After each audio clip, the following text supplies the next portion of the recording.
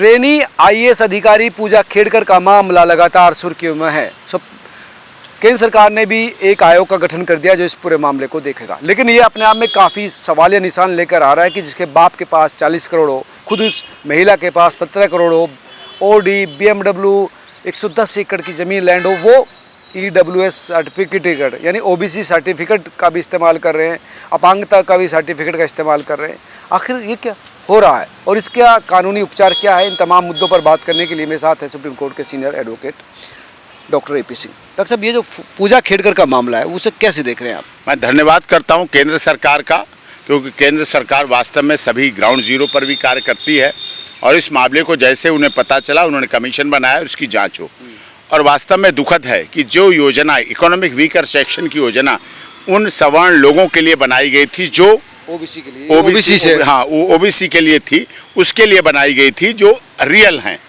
अब किसी के पास इतनी संपत्ति हो, परिवार के पास संपत्ति हो, तो नकली सर्टिफिकेट बना के, गलत सर्टिफिकेट बना के इस तरह से फ़ायदा लेना, नकली गलत हैंडीकैप मतलब फिजिकली नॉट फिट का बनवा के अलग चैम्बर लेना, अलग केबिन लेना, अलग केबिन में वो सब चीज़ें करना और परीक्षा देना, वो गलत है। सरकार को बेवकूफ़ बनाने वाली बात है, सिस्टम को बेवकूफ़ बनाने वाली बात है। ऐसे लोगों के खिलाफ जो समाज को, कानून को, सिस्टम को, परीक्षा समितियों को धोखा दे रहे हैं, ऐसे लोगों के खिलाफ कठोर कानूनी कार्रवाई होनी चाहिए। इससे असली जो OBC है वो तो नहीं मिल पाता, जो असली OBC तो बेरोजगार रह जाता है, असली OBC भटकता रह जाता है और आप अपना नकली सर्टिफिकेट बना के अपने मंसूबे पार कर लेती हैं। वो गलत है, वो नहीं होना चाहिए। उन्हें तो कोई ज़रूरत, जब इतना धन है, इतना पैसा है, तो या तो मेरिट पे आती, मेरिट के आधार पे आती। EWS बनाया गया था, सरकार की ऐसी मंशा थी, केंद्र सरकार का ऐसा विचार था कि कोई भी ऐसा OBC का व्यक्ति जो हैंडीकैप है, जो फिजिकली हैंडीकैप है या जो इकोनॉमिक वीकर सेक्शन है, या एक पैमाना बनाया गया जिसकी आय इतनी है, जिसके परिवार की इतनी है, 100 बीघा जमीन है, जिसकी सालाना इनकम 8 लाख तक है, उसको OBC में बनाया गया। OBC 8 लाख की सालाना इनकम, इसका मतलब रोजी महिला के पूजा के पास ही 17 करोड़ की संपत्ति, तो खुद उनके पास 17 करोड़ तो झूठ है। पिता के पास गलत चीज दिखाकर, गलत चीज बताकर, गलत रास्ते पर गुमराह करके चोर तो एक दिन पकड़ा जाएगा, एक न एक दिन वो फंसेगा और पकड़ा जाएगा। अब क्या लगता है, अब इसमें क्या होगा? नौकरी जा सकती है पूजा की? अरे नौकरी नहीं, इसमें ऐसा कठोर दंड देना चाहिए जिससे कोई नकली न बना सके, कोई गलत न सके।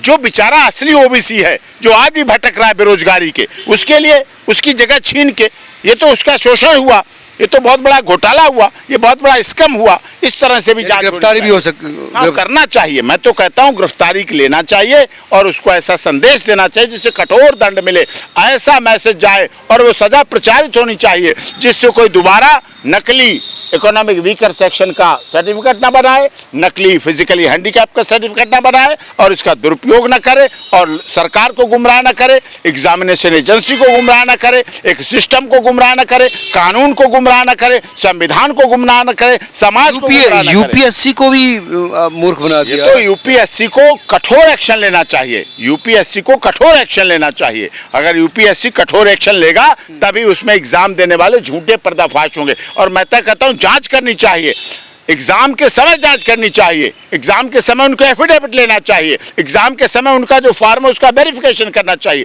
पता नहीं और कितने लोग ऐसे होंगे जो लग चुके हैं, जो नौकरी करते हैं इस आयोग के द्वारा, उनकी भी जांच होनी चाहिए। जो लोग झूठ का रास्ता बना के, अब दिखने में सही है लेकिन सर्टिफिकेट हैंडीकैप का बनवा रखा है, तो ये गलत है और बहुत गलत है और इस पर कार्रवाई होनी चाहिए।